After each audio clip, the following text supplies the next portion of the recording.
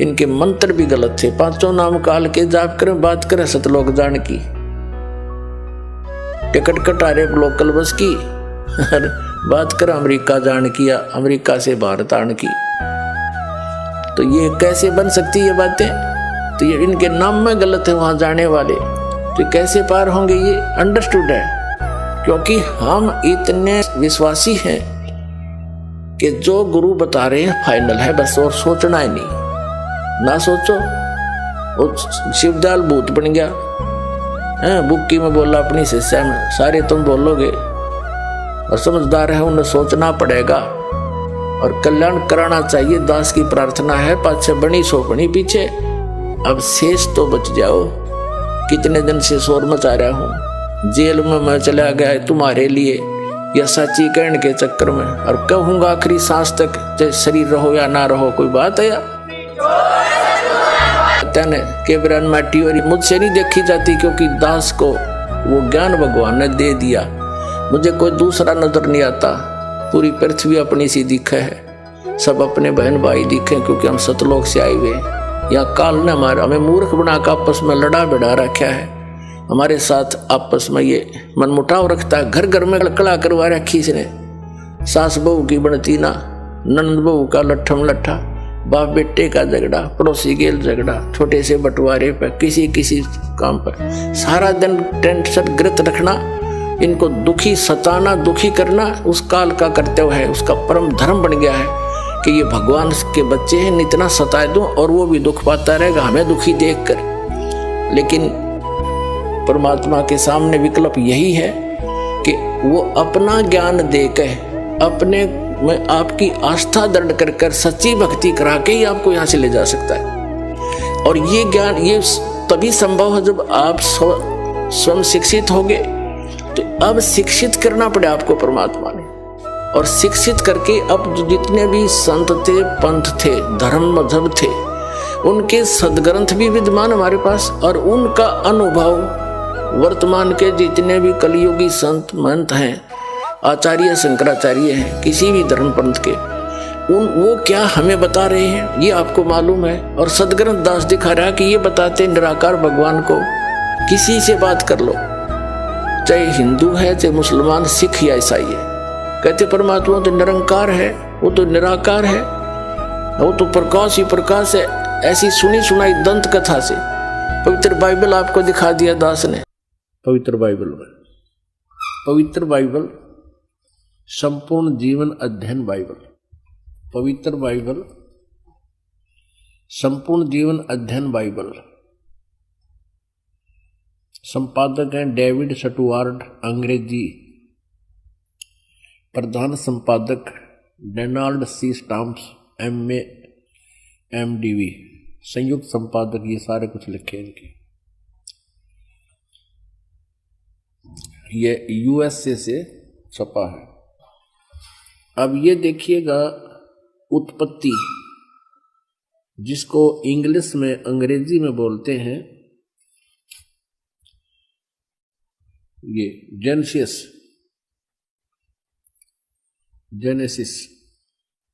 आरंभ यहां होता है, आदि में परमेश्वर ने आकाश और पृथ्वी की सृष्टि की।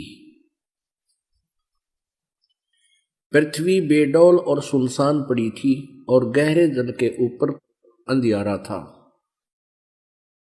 तथा परमात्मा का आत्मा जल के ऊपर मंडराता था। जब परमेश्वर ने कहा कि उजियाला हो, तो उजियाला हो गया, और परमेश्वर ने उजियाले को देखा कि अच्छा है, और परमेश्वर ने उजियाले को अंधियारे से अलग किया। और परमेश्वर ने उजियाले को दिन, अंधियारे को रात कहा। सांझ हुई, फिर भोर हुआ, भोर माने सुबह। इस प्रकार ये पहला दिन की रचना की प्रभु ने, परमात्मा ने, परमेश्वर ने। फिर परमेश्वर ने कहा कि जल के बीच एक ऐसा अंतर हो कि जल दो भाग हो जाए, तब ऐसा ही होगा। तथा इस प्रकार सांझ हुई, फिर भोर हुआ, ये दूसरा दिन हो गया। फिर तीसरे दिन कुछ और रचना की, सांझ हुई, फिर भोर हुआ, फिर ये तीसरा दिन हो गया। ये फिर सांझ हुई, फिर भोर हुआ, ये चौथा दिन हो गया। कुछ और रचना की परमात्मा ने, चौथा दिन हो गया। फिर ये प्रश्न नंबर 5 पे तथा फिर और बहुत सी रचनाएं की परमेश्वर ने। तो सांझ हुई फिर भोर हुआ, इस प्रकार ये 5वां दिन हो गया। अब हम छठा दिन पढ़ेंगे।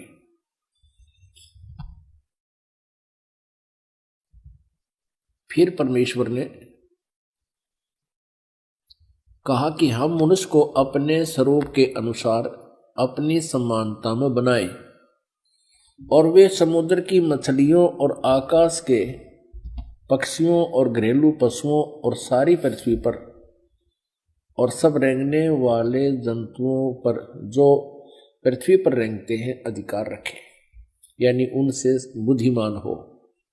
तब परमेश्वर ने मनुष्य को अपने स्वरूप के अनुसार उत्पन्न किया। अपने ही स्वरूप के अनुसार परमेश्वर ने उसको उत्पन्न किया, नर और नारी करके उसने मनुष्यों की सृष्टि की। पुण्यात्माओं फिर पढ़ लो। तब परमेश्वर ने मनुष्य को अपने स्वरूप के अनुसार उत्पन्न किया। अपने ही स्वरूप के अनुसार परमेश्वर ने उसको उत्पन्न किया, नर और नारी करके मनुष्यों की सृष्टि की। अब 29 श्लोक में देखो। फिर परमेश्वर ने उनसे कहा, मनुष्यों को, सुनो, जितने बीज वाले छोटे छोटे पेड़ सारी पृथ्वी के ऊपर हैं और जितने वृक्षों में बीज वाले फल होते हैं, वे सब मैंने तुमको दिए हैं, वे तुम्हारे भोजन के लिए। अब पूर्ण परमात्मा का कोई आदेश नहीं है मांस आहार करने का किसी भी मनुष्य को। तब सांझ हुई फिर भोर हुआ, इस प्रकार छठवां दिन हो गया।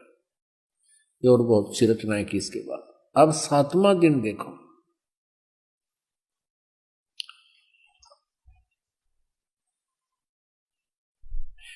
यो आकाश और पृथ्वी और उनकी सारी सेना का बनाना समाप्त हो गया छठे दिन। और परमेश्वर ने अपना काम जिसे वह करता था 7वें दिन समाप्त किया, और उसने अपने किए हुए सारे काम से 7वें दिन विश्राम किया। एक और प्रमाण दिखाते हैं इसी पवित्र बाइबल में, ये देखिएगा। ये प्रश्न नंबर 11 पर भी यही समर्थन है। ये उत्पत्ति ग्रंथ है, 4-5 अध्याय हम चल रहे हैं। अब 5वां अध्याय में भी यही स्पष्ट किया स्टार्ट में, आदम से नूह तक का इसमें जिक्र है, विवरण है। आदम की वंशावली यह है कि जब परमेश्वर ने मनुष्य की सृष्टि की तब अपने ही स्वरूप में उसको बनाया। अब डबल दूसरी बार फिर यहां पर प्रमाणित कर दिया कि परमेश्वर ने मनुष्य की सृष्टि की तब अपने ही स्वरूप के में उसको बनाया। उसने नर और नारी करके मनुष्य की सृष्टि की और उन्हें आशीष दी, और उनकी सृष्टि के दिन उसका नाम आदम रखा। उसमें लिखा है परमात्मा ने मनुष्यों को अपने जैसा बनाया, नर और नारी करके उनकी सृष्टि की। तो भगवान निराकार, पूछ के देखो किसी भी ईसाई धर्म के पवित्र आत्मा से कि परमात्मा कैसा है, वो कहेगा गॉड इज फॉर्मलेस, परमात्मा निराकार है। तो क्या खाक पड़ा उन्होंने पवित्र बाइबल को? फिर बाइबल को वो फाइनल मानते हैं। तो बाइबल में तो साकार लिखा परमात्मा, मनुष्य दृश्य है। ऐसे ही वेदों के पढ़ने वाले भगवान को निराकार बताते हैं, और वेदों में स्पष्ट लिखा है कि परमात्मा मनुष्य दृश्य है, राजा की तरह बैठा है, वहां से गति करके आता, भक्तों से मिलता, उपदेश देता है, और कवि की तरह प्रक्रिया करता है, कवियों की तरह जगह जगह जाकर लोकोक्तियों के माध्यम से, दोहों के माध्यम से, शब्दावली के माध्यम से, शब्दों के माध्यम से अपना ज्ञान प्रचार करता, उपदेश देता है। ये देखिएगा ऋग्वेद, ये 9-10 मंडल इकट्ठा ही अनुवाद है। ये कहाँ से प्रकाशित है ये देखिए। प्रकाशक हैं सार्वदेशिक आर्य प्रतिनिधि सभा, महर्षि दयानंद भवन, रामलीला मैदान, नई दिल्ली। ये इनके फोन और फैक्स नंबर है।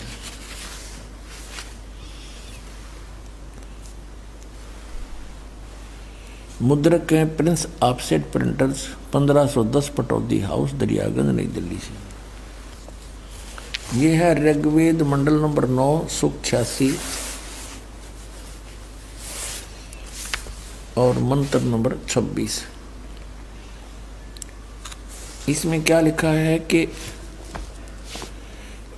यज्ञ करने वाले यजमानों के लिए परमात्मा, यज्ञ माने धार्मिक अनुष्ठान करने वाले, यजमान माने भक्त, भक्तों के लिए परमात्मा सब रास्तों को सुगम करता हुआ उनके विघ्नों को मर्दन करता है, उनको पवित्र करता हुआ और अपने रूप को सरल करता हुआ वह कांतिमान मैं परमात्मा। यहाँ इन्होंने क्या कर दिया, ये शब्द है कबीर।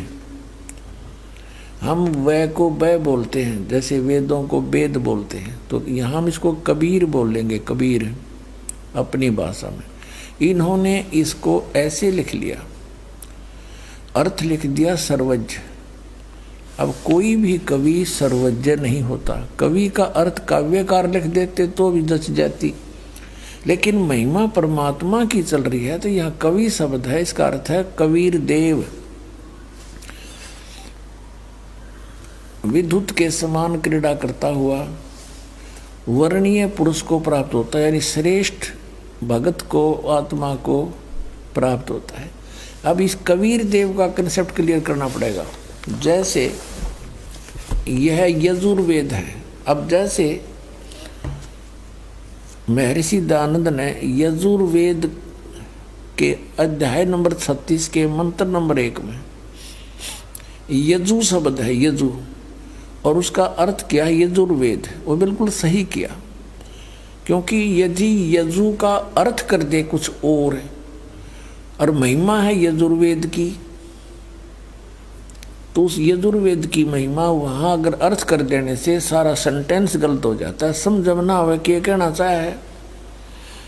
तो इन्होंने यहाँ गड़बड़ ऐसी ही कर दी, कबीर देव का अर्थ कर दिया। लिखना था कबीर देव, हम उसको कबीर साहब कह देते हैं, देव माने परमात्मा। देखो यजुर्वेद ये महर्षि दयानंद के कर कमलों से अनुवादित है। प्रकाशक सार्वदेशिक आर्य निधि सभा 2/5 महर्षि दयानंद भवन, रामलीला मैदान, नई दिल्ली से। इसके अनुवादक हैं महर्षि दयानंद सरस्वती और मुद्रक हुई Prince offset printers, 1510 Pataudi house, Daryaganj, नई दिल्ली से। इसके 36 नंबर देखो अध्याय है, यह है 36वां 37वां अध्याय 36वां। इसका प्रथम ही मंत्र है रचम वाचम परपदे मनो यजु परपदे। अब यहाँ इन वेदों का अर्थ है जैसे श्याम प्राणम, ऐसे ये यजु है, इसका अर्थ इसने यहाँ किया है। अब देखो यजु माने, अब इसने सही लिख दिया, यजु का अर्थ यजुर्वेद कर दिया, बिल्कुल ओके है। और इसका अर्थ कर दिया जावे, यजु का अर्थ तो होता है कुछ ना कुछ, यज्ञ स्तुतियाँ, यजु यज्ञ स्तुतियाँ लिख देता है, यज्ञ स्तुतियों का संग्रह। तो यजुर्वेद ना लिखते तो सारा ही इसका अनुवाद व्यर्थ हो जाता। तो यहाँ इन्हें सही लिख दिया यजुर्वेद, बिल्कुल ठीक है। तो ऐसे ही जहाँ कवि है, ये कबीर बोलते हैं, हम इसको यजुर भी बोल सकते हैं, जैसे पुनः बोलो, पुनर्बोलो। तो ये यजुर, तो हमने वहाँ यहाँ लिखना चाहिए, उसने लिखना चाहिए कबीर देव, जैसे यहाँ यजुर्वेद लिख दी। आपने देखा यजुर्वेद में यजु का अर्थ यजुर्वेद कर दिया, बिल्कुल ठीक है। अब इसी प्रकार प्रकरणवश जहाँ कबीर लिखा है कबीर देव, तो कबीर है वहाँ कबीर देव ही होना चाहिए, कबीर साहब, देव मान प्रभु। अब हम फिर आते हैं, वो यजुर्वेद रख दिया। अब देखो फिर वही ऋग्वेद, देखिएगा। अब हम फिर ऋग्वेद पर आगे हैं, ये ऋग्वेद और वही ऋग्वेद है ये। अब हम यहाँ से पढ़ रहे थे, इसको फिर पढ़ते हैं। ऋग्वेद मंडल नंबर 9 सूक्त 86 मंत्र 26। यज्ञ करने वाले यजमानों के लिए, धार्मिक अनुष्ठान करने वाले भक्तों के लिए, यानी भक्ति करने वाले भक्तों के लिए परमात्मा सब रास्तों को सुगम करता है, उसके रास्ते खोल देता है, उनके विघ्नों को मर्दन करता है, उनके संकटों का निवारण कर देता है, समाप्त कर देता है, उनको पवित्र करता हुआ और अपने रूप को सतलोक में परमात्मा का स्वरूप तेजो में है। एक रोमकूप में करोड़ सूर्य मिला दे, करोड़ चंद्रमा, तो भी रोशनी परमात्मा के एक रोमकूप की अधिक है। इसलिए जब यहाँ आता है तो अपने रूप को हल्के तेज पुंज का कर लेता है, हल्का कम रोशनी वाला, अपने रूप को सरल करता हुआ वह कांति में परमात्मा अर्थात कबीर देव, ये कबीर देव लिखना, कबीर साहब, विद्युत के समान पहुँचूंगा क्षण एक में, क्षण एक में, क्षण में क्रीड़ा करता हुआ और वर्णीय पुरुष को यानी अच्छी आत्मा को प्राप्त होता है, श्रेष्ठ आत्मा को। अब 27 में बताया है ऋग्वेद मंडल नंबर 9 सूक्त 86 मंत्र 27 में कहा है कि जो परमात्मा ध्युलोक के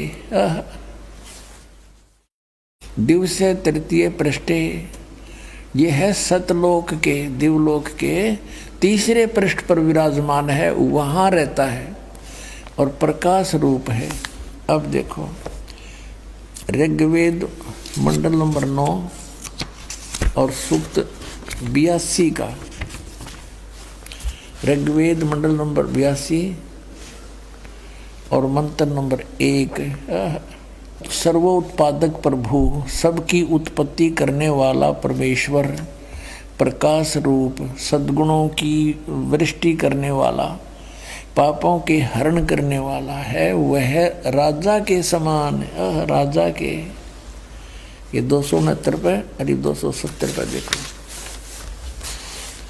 इतनी का अनुवाद 270 पे, राजा के समान दर्शनीय है, राजा के समान यानी नर आकार है, मनुष्य दृश्य है, देखने जोगा है, साकार दिखाई देता है, वह पृथ्वी आदि लोक लोकांतरों के चारों ओर शब्दमान हो रहा है, वह वर्णीय पुरुष को, श्रेष्ठ भगत को, श्रेष्ठ आत्मा को, जो दृढ़ भक्त है उसको पवित्र करता हुआ प्राप्त होता है। जिस प्रकार विद्युत स्नेह वाले स्थानों को आधार बनाकर प्राप्त होता है। अब मंत्र नंबर 2 क्या बताता है?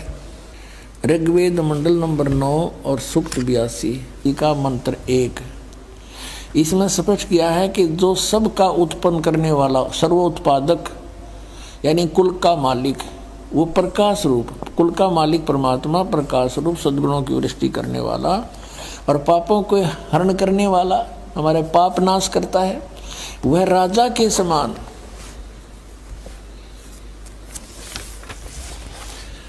राजा के समान दर्शनीय है, देखने जोगा है। वह है पृथ्वी आदि लोक लोकांतरों के चारों ओर शब्दमान हो रहा है। वह वर्णीय पुरुष को यानी अच्छी आत्मा को, जो दृढ़ भक्त है, उसको पवित्र करता हुआ प्राप्त होता है। और कैसे प्राप्त होता है? जिस प्रकार विद्युत आकाशीय बिजली स्नेह वाले स्थानों को आधार बनाकर प्राप्त होता है, यानी उस धातु पर ही गिरता है जिस पर वो आ सकती है।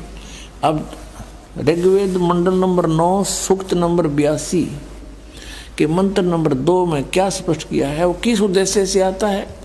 हे परमात्मन, उपदेश करने की इच्छा से आप, यानी ज्ञान देने के लिए आप महापुरुषों को प्राप्त होते हो, और आप अत्यंत गतिशील पदार्थ के समान हमारे आध्यात्मिक यज्ञ को प्राप्त होते हैं। आप कबीर देव हैं। कति क्लियर कर दिया वेद ने, आप कबीर देव हैं, या कबीर देव लिख दें बस, इनकी व्याकरण भी बनी रहे ठीक ठाक। आप कबीर देव हैं। सर्वज्ञ तो परमात्मा ही हो सकता, कवि नहीं हो सकता। जैसे ये कवि का अर्थ मानते, शुद्ध स्वरूप हैं, हमारे पापों को दूर करके हे सोम, हे अमर परमात्मा हमको सुख दे। और ऋग्वेद मंडल नंबर 9 सूक्त 82 मंत्र 3 में पवित्र यज्ञों में रक्षा से आप प्राप्त होते हैं, पृथ्वी आदि लोकांतरों में गति करते हुए सर्वव्यापक नहीं आप है, आप स्वयं गतिशील होकर वहाँ से चलकर विराजमान होते हैं। अपने आत्माओं, अब परमात्मा को पहचानना कितना आसान हो गया, कितना इजी हो गया। हम वेदों को एक श्रेष्ठ ग्रंथ मानते हैं और हैं भी, और वेदों में परमात्मा के गुण लिखे हैं, और वेदों का काम क्या, और वेद उस परमात्मा का लीलाओं का वर्णन करते हैं। वो कैसी लीला करता है, वो कौन है, उसका नाम क्या है, और वही वेद बता रहे हैं और वही आंखों देखा संत बता रहे हैं। अब ऋग्वेद मंडल नंबर 9 सूक्त 20 को देखिएगा, मंत्र नंबर 1।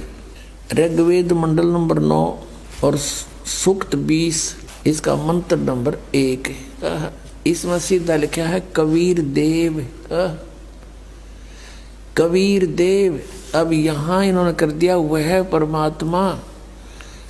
कबीर देव का लिख दिया मेधावी है, यहाँ लिखना था वो कबीर देव है। वह परमात्मा कबीर देव है, सबका रक्षक है, विद्वानों की तृप्ति के लिए ज्ञान देता है, वो ज्ञान देने के लिए आता है, सहनशील है, संपूर्ण दुष्टों को संग्राम में तिरस्कृत करता है। और कुरान शरीफ में लिखा है कि पवित्र बाइबल ने जो समर्थन किया है कि परमात्मा ने 6 दिन में सृष्टि रची, 7वें दिन तख्त पर जा बैठा, और उसमें लिखा कि उस परमात्मा ने मनुष्यों को अपने जैसा बनाया। वही ज्यों का त्यों 40% विवरण पवित्र बाइबल वाला पवित्र कुरान शरीफ के अंदर विद्यमान है। सूरत फुरकानी 25 में आयत नंबर 52 से 59 तक स्पष्ट किया हुआ है कि वो कबीर नाम का परमात्मा है। और कुरान शरीफ के ज्ञान देने वाला अल्लाह कहता है अपने पैगंबर हजरत मोहम्मद को कि आप इन काफिरों की बातों में मत आना, वो कबीर सुप्रीम पावर है, वो कबीर अल्लाह है, वो सर्वशक्तिमान है, सब कुछ कर सकता है, और इस वही है जिसने सबकी रचना करी, वो अपने बंधों के गुनाहों से खूब परिचित है। वो कबीर परमात्मा आपके पाप भी नाश कर सकता है, आपके कर्म के। वो वही है जिसने 6 दिन में सृष्टि रची, वो कबीर नाम है उसका, और 7वें दिन तख्त पर जा विराजा। उसकी खबर किसी बाखबर से पूछ देखो। लिखा है, ये तो इनकी अरबी भाषा है, जालिकल किताबु ला रैब जो जैसला फीही जो। इसका अर्थ है इन्होंने किया है कि यह वह इल्हामी किताब है, धार्मिक किताब है जिसमें कोई संदेह की गुंजाइश नहीं, यानी इसमें जो लिखा है वो फाइनल है हमारे लिए, इसमें हमने कोई डाउट नहीं, इसमें कोई गलत नहीं। इसका कहने का भाव ये है। ये कहाँ से बना है? शास्त्रीय अरबी पद्धति पर नागरी लिपि में स अनुवाद सटीपन, इसका अर्थ है स अनुवाद सटीपन, स अनुवाद। रूपांतकार है नंद कुमार अवस्थी, शेरवानी संस्करण। ये कहाँ से छपा है? कुरान शरीफ शेरवानी संस्करण। प्रकाशक हैं लखनऊ किताबघर, मौसम बाग, सीतापुर रोड, लखनऊ, यहाँ से छपा। अब हम इसके सूरत फुरकानी 25 पर आते हैं। ये देखिएगा, ये सूरत कुरान शरीफ है और सुरतुल फुरकानी, इसको सूरत बोलते हैं, सुरतुल फुरकानी यानी सूरत फुरकानी 25। अब इसमें यहाँ से देखेंगे, ये देखिएगा, ये 52 नंबर आयत है, 51 यहाँ समाप्त होती है, ये 52 शुरू होती है। फला तुतियल काफिरन व जाहिदहुम बिही जिहादन कबीरन, ये स्पष्ट लिखा कबीरन। इसको ये कुरान शरीफ कहो चाहे मजीद कहो, अब दिखाएंगे आपको। अब इसका हिंदी अनुवाद यहाँ किया है इन्होंने। ये 51 समाप्त हुई, 52 प्रारंभ हुई। इसका अनुवाद है ये जो हमने अरबी भाषा पढ़ी, लिखी है इसमें नागरी लिपि में। अब इस 52 का यहाँ अनुवाद किया है। तो ए पैगंबर हजरत मोहम्मद को कुरान शरीफ का ज्ञानदाता बोल रहा है, तुम काफिरों का कहा न मानना, जो परमात्मा की पूजा ना करते न देवताओं की पूजा करते उनको काफिर बोलते हैं, मानना। और इस कुरान शरीफ की दलीलों से जो मैं तुझे ज्ञान दे रहा हूँ उनका सामना बड़े जोर से करो। इन्होंने कबीर का अर्थ बड़ा कर दिया और ये लिखना था कि वो अल्लाह फला तुतियल काफिरन व जाहिदम बिही जिहादन कबीरन, कबीरन माने कबीर के लिए तू संघर्ष कर। वो तो काफिर जो है वो नहीं मानते कबीर इज गॉड, लेकिन मैं कह रहा हूँ वो कबीर है सब कुछ। अब यहाँ कबीरन कहो, कबीर कहो, खबीर कहो, खबीरा कहो, ये इसी परमात्मा का एक भाषा में भिन्नता अंतर है। अब यही नो की नो कुरान शरीफ है ना, कुरान मजीद नाम है इसी का, सिर्फ लिखने में अंतर किया है राइटर ने। अनुवाद करते समय वो कबीरन लिखो चाहे कबीरा लिखो एक ही बात है। देखिएगा ये कुरान मजीद है, वही की वही नो की नो, इसमें कोई अक्षर का भी अंतर नहीं है, लेकिन ये मजीद लिख दिया।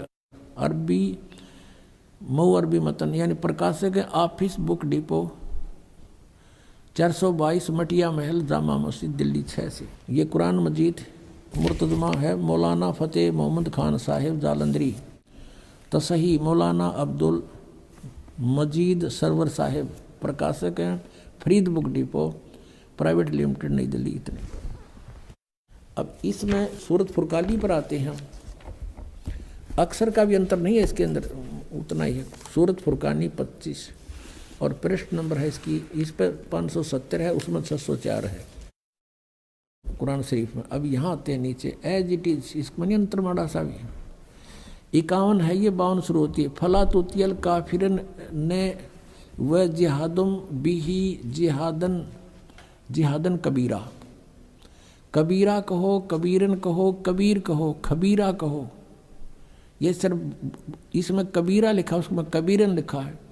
अब इसको कबीर कहो एक ही बात है, इससे तो इतना लेना। अब हम फिर कुरान शरीफ को ही लेते हैं। अब हमने ये जो पढ़ा है ये कुरान मजीद देखा था, अब कुरान शरीफ को फिर लेते हैं, इसका अनुवाद इससे देखेंगे। अब देखो कुरान शरीफ फिर लेते हैं, वो मजीद थी ये कुरान शरीफ है और इसके अनुवादक प्रकाशक पहले हमने दिखा दिए हैं।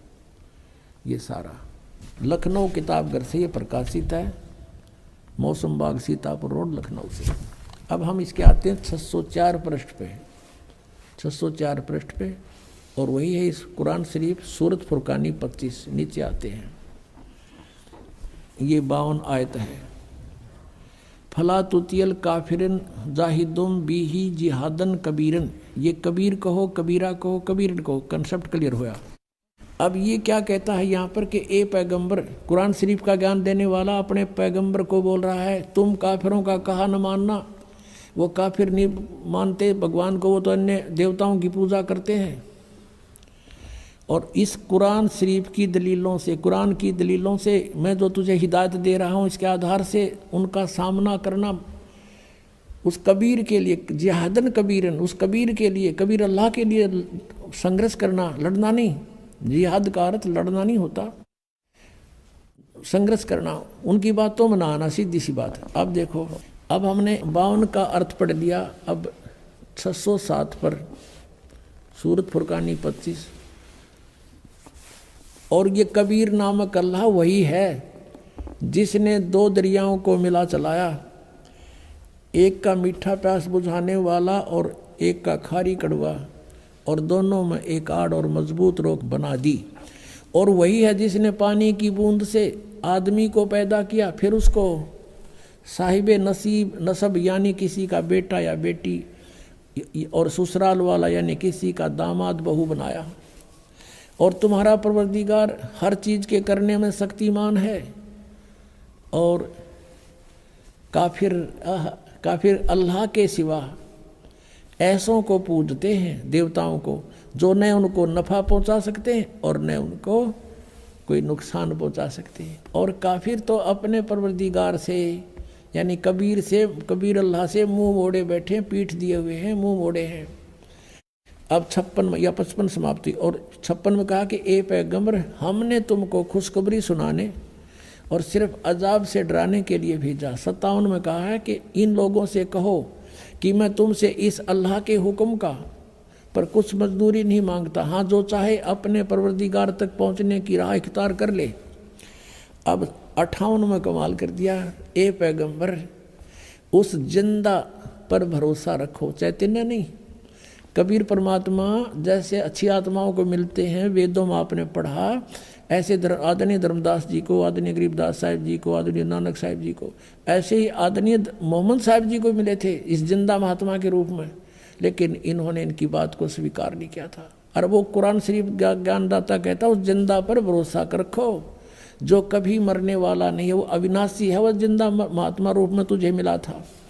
और तारीफ के साथ उसकी पाकी बयान करते रहो, यानी गीता ज्ञानदाता किसी और अल्लाह की पाकी बयान करने को कह रहा है, और अपने बंदों के गुनाहों से वो काफ़ी खबरदार है। ये कबीर है यहाँ पर, ये 58 नंबर आयत है, यहाँ देखो 58, ये 58 है, यहाँ पढ़ेंगे। ये खबीरा लिखा है, इबादही खबीरा। अब इबादही माने पूजा के योग्य, वो कबीर है। इबादत, इबादत माने पूजा, इबादही यानी पूजा के योग्य, वो कबीर है। कबीर 58, यहाँ फिर हम आएंगे इसके। ये 58 हम पढ़ रहे हैं कि वो अपने भक्तों के, वो जिंदा रूप में तुझे मिला था, उस पर भरोसा रख, वो अविनाशी परमात्मा है, और तारीफ के साथ उसकी पाकी बयान करते रहो। अपने बंदों के गुनाहों से वह कबीर खूब खबरदार है, यानी पाप नाश कर देता है। वो कबीर खबरदार है, कबीर लिखना था, कबीर अल्लाह, अल्लाहु अकबर, जानता है सब कुछ। अब 59 में कमाल कर दिया, और जिसने आसमानों और ज़मीन और जो कुछ भी उनके बीच में है सबको 6 दिन में पैदा किया, और फिर तख्त पर जा बिराजा, वो अल्लाह बड़ा। अब इन्होंने यहाँ भी कबीर का अर्थ बड़ा कर दिया, वो अल्लाह कबीर है, ये लिखना था, वो अल्लाह कबीर है। ये 59 में, यहाँ देखो, ये फिर 59 आ गई, इसमें फिर खबीरन लिखा है, अरहमानू फसल भी ही खबीरन, कबीरन कहो, कबीर कहो, खबीर कहो, तो इन्होंने इसका अर्थ भी बड़ा कर दिया। अब फिर पढ़ेंगे इस 58 नंबर को, जिसने आसमानों और ज़मीन और जो कुछ उनके बीच में है सबको 6 दिन में पैदा किया। जो पवित्र बाइबल जो ज्ञान देता है 60% ज्ञान वही कुरान शरीफ में है। 6 दिन में पैदा किया, फिर तख्त पर जा बिराजा, वह अल्लाह बड़ा, वो अल्लाह कबीर, वो अल्लाह अकबर, वो अल्लाह कबीर है, वो भगवान कबीर है, बड़ा दयालु है, रहमान है। और उसकी खबर, उसकी जानकारी किसी बाखबर इल्म वाले यानी तत्वदर्शी संत से पूछ देखो। इससे सिद्ध हो गया कि कुरान शरीफ का ज्ञानदाता भी उस अल्लाह यानी बड़े भगवान, जिसको ये बड़ा कहते हैं, वो मान ले, उसके बारे में अल्पज्य है, उसकी जानकारी नहीं रखता। उसके लिए स्पष्ट किया है कि वो साकार परमात्मा है, उसका नाम कबीर है। 6 दिन में सृष्टि रची और 7वें दिन तख्त पर जा बैठा तो वो विराजमान हुआ। तो एक देशीय है और साकार है, मनुष्य सदृश है, वो पवित्र बाइबल ने सिद्ध कर दिया। जब तख्त पर जा बैठा, निराकार कितना हो गया हो? मुसलमानों को पूछ लो भगवान कैसा है अल्लाह, वो तो बेचून है, बेचून मान निराकार। इन पवित्र वेदों को पढ़ने वाले, इनसे पूछ कर देखो, अभी तक आपके पास सबका विधान है, हिंदू धर्म में आप जन्मे हो, इनका तो खूब पता आपको। ये भी कहते हो परमात्मा निराकार है, और आपने दास ने उन्हीं के अनुवाद को आपके सरोरू कर दिया। इन अंग्रेजों का कराया हुआ अनुवाद, इंजीनियरों का, इन आर्य समाजियों का ये निराकार बताएं, और खुद अनुवाद कर रहे हैं। भगवान राजा के समान देखा जाता है, वहां से गति करके आता है, भक्तों से मिलता है, उपदेश देता है, कवि की तरह घूमता है, और फिर भी निराकार बताओ। सबकी बुद्धि घुमा रखी काल ने। तो पुण्यात्मा, अब रजा हुई है परमात्मा की आपके ऊपर। अब आपकी रुचि बनेगी इन प्रमाणों को देख के, सचमुच सारी बात सच्ची, और वह ऐसी सृष्टि है, वहां सब मुक्त प्राणी ठाठ से रहते हैं। जो सुख आप यहाँ खोज रहे हो वहां मिलेगा, और यहाँ तो आप रह ही नहीं सकते, चाहे राष्ट्रपति बन जाओ, और चाहे सारी पृथ्वी पर तो मकान बना ले, 100 कोठी बना ले, ये तेरी है नहीं। मूर्ख बंडा बना रहे तो वहां क्यों ना चल रहे? यहाँ तो जब तक यहाँ रहना है भक्ति कर, जैसा मालिक देता वैसे तो रहे। जो राखे तो ही रहूं, मेरा के चारा, और खाने जाद खरीद हूं गुलाम तुम्हारा। ये परमात्मा मैं तो आपका दास हो गया। अरदास की चिंता मालिक ने, नौकर की चिंता मालिक ने खूब बनी रहती है। ये दयालु मालिक है हमारा।